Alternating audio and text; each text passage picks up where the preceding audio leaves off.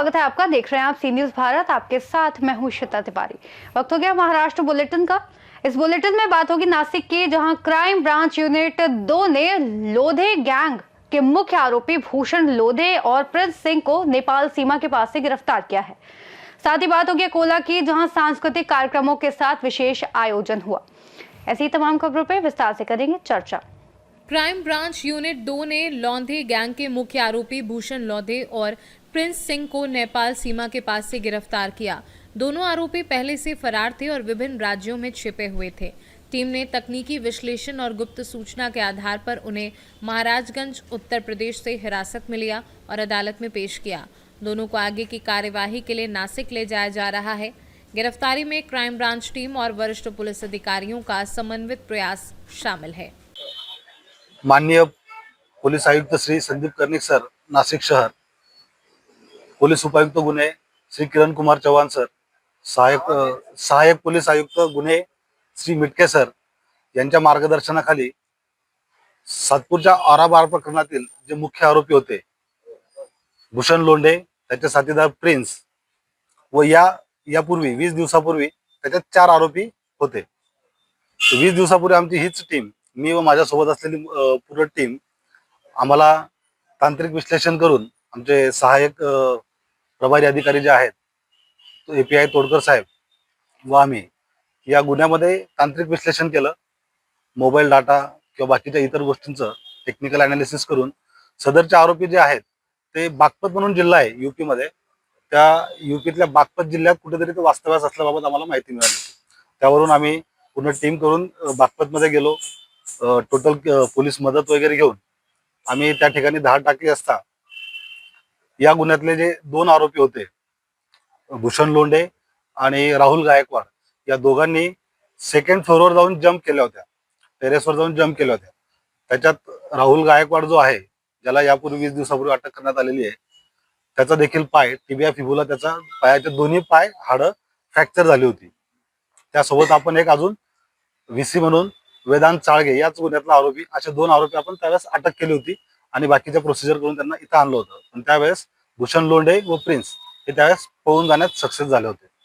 त्यानंतर इथं येऊन परत त्याच गोष्टीचा मागोवा घेत, टेक्निकल अनालिसिस करत आणि इतर मानवी कौशल्याचा वापर करत ते राजस्थान, हरियाणा, UP या प्रदेशामध्ये फिरत असल्याची आम्हाला माहिती मिळत होती। मग परत आमची टीम संघटित करून वरिष्ठांच्या मार्गदर्शनावर सूचनाखाली आम्ही परत राजस्थान येथे गेलो। राजस्थानच्या कोटपुतली भागातून त्यांचं काही दिवस वास्तव्य असल्याचं समजलं होतं। तिथून आम्हाला परत गोपनीय माहिती मिळाली की ते तिथून नेपाळ बाउंड्रीकडे पळालेले आहेत आणि एकाचा पाय फ्रॅक्चर झालेला आहे। म्हणून आम्ही नेपाळ बाउंड्रीकडे वरिष्ठांच्या मार्गदर्शनाखाली व सूचनाखाली रवाना झालो। तिकडे गेल्यानंतर जशी माहिती मिळत गेली ती माहिती एक्झिक्यूट करत एका हॉस्पिटलमध्ये, वेलनेस केअर सर्जिकल सेंटर नावाचं हॉस्पिटल आहे, महाराजगंज नावाचा जिल्हा आहे, तर महाराजगंज नावातील जिल्ह्यात कोल्लोई भागामध्ये त्या हॉस्पिटलमध्ये तो ऍडमिट होता। वेल प्लान करून त्याला तिथं ताब्यात घेण्यात आलं। तर दोघी पायाला त्याचे प्लास्टर होतं। डॉक्टरांकडून चर्चा करून त्याच्या एका पायावर सर्जरी झाल्याचं समजलं आणि दुसऱ्या पायाला प्लास्टर होतं। त्याचा साथीदार जो आहे तो त्याच भागात, त्याच हॉस्पिटलच्या बाजूला वास्तव्यास होता, प्रिन्स, तर त्याला देखील पोलिसांच्या मदतीने आम्ही ताब्यात घेतलेला आहे। सातपूर येथील औराबार गोळीबार प्रकरणातील मुख्य आरोपी भूषण लोंढे आणि त्याचा जोडीदार प्रिन्स हे बऱ्याच दिवसापासून फरार होते। आरोपींना शोधण्यासाठी मागील 1 ते 1.5 महिन्यापासून सतत प्रयत्न करण्यात येत होते, परंतु आरोपी सतत गुंगारा देत होता। हे मुख्य आरोपी असल्यामुळे आणि या गुन्ह्यास मोका देखील लावला असल्यामुळे आरोपींना अटक करणं गरजेचं होतं। त्यासाठी माननीय आयुक्त श्री संदीप कर्णिक यांच्या आदेशानुसार क्राइम ब्रांच युनिट 2 ला हे आदेश देण्यात आले होते। त्याची टीम तयार करण्यात आली होती आणि या टीमचे प्रमुख API तोडकर यांच्या पर्यवेक्षणाखाली API डॉक्टर हिरे यांना आरोपी अटकेची जबाबदारी देण्यात आली होती। डॉक्टर हिरे आणि यांच्या टीमने आरोपीपर्यंत एकदा ते पोहोचले होते राजस्थानमध्ये, परंतु त्यावेळेस आरोपी छतावरून उडी मारून पळून गेला। त्यावेळेस 2 आरोपी पाहिले, पण 1 आरोपी आपल्या ताब्यात आला। त्या आरोपीला अटक करण्यात आलं। त्यानंतर भूषण लोंढे आणि प्रिन्स हे जे फरार होते, या दोन्ही आरोपींना डॉक्टर हिरे यांच्या टीमने नेपाळ बॉर्डरवरून ताब्यात घेतलेला आहे। आरोपी नाव बदलून हॉस्पिटलमध्ये उपचार घेत होता.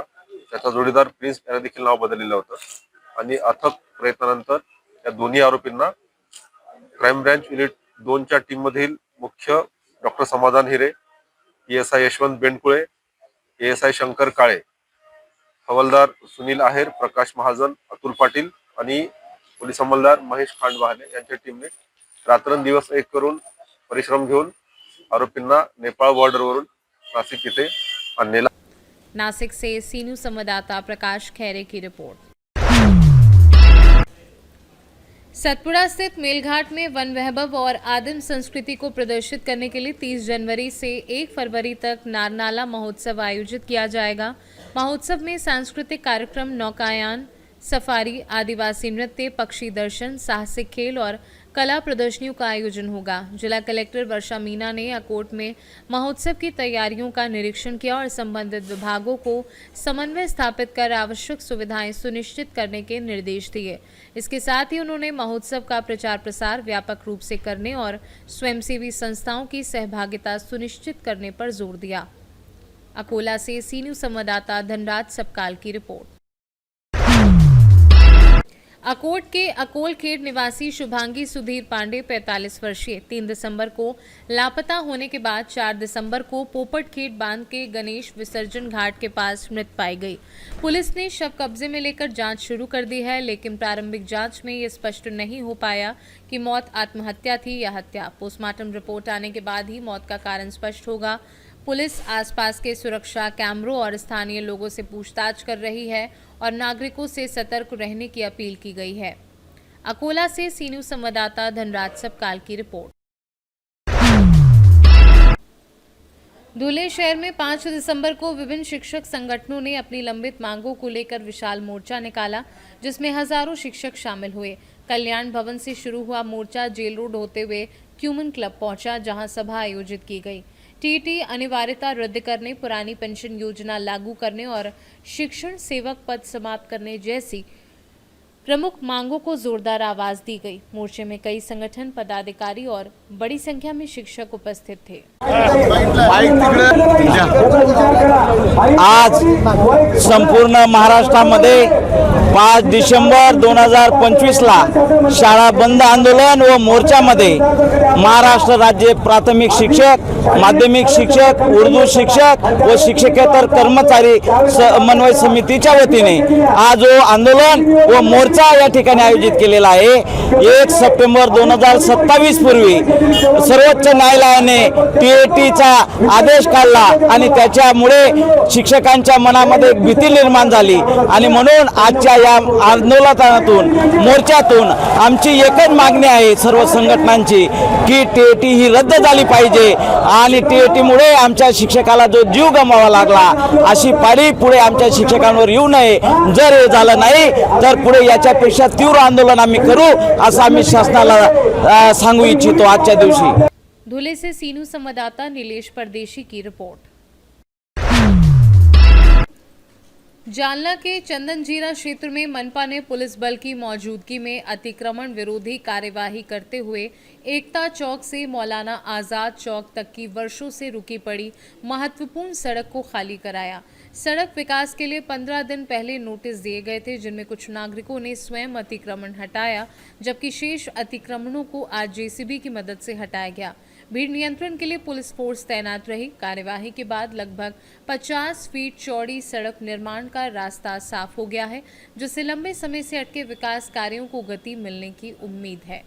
जालना से सी न्यूज संवाददाता शब्बीर पठान की रिपोर्ट। महाराष्ट्र बुलेटिन में फिलहाल के लिए इतना ही। देश और दुनिया की तमाम बड़ी जानकारियों के लिए जुड़े रहिए आप सी न्यूज भारत के साथ।